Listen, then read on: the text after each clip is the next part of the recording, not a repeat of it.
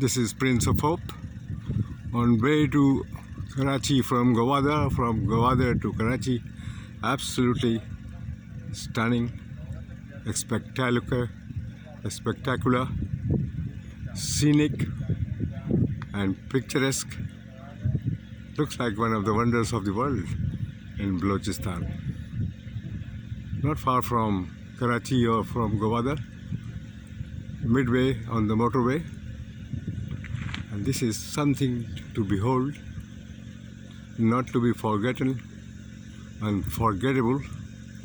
The patterns on the face of the mountain and at the back of it. This is absolutely breathtaking as far as scenery of the mountains are concerned. Amazing. I wouldn't have believed it if I had not seen it. This is absolutely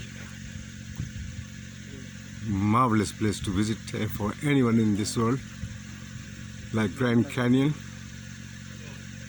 in Phoenix, Arizona, where I've been. But this is something totally different. Patterns on the face of the mountain.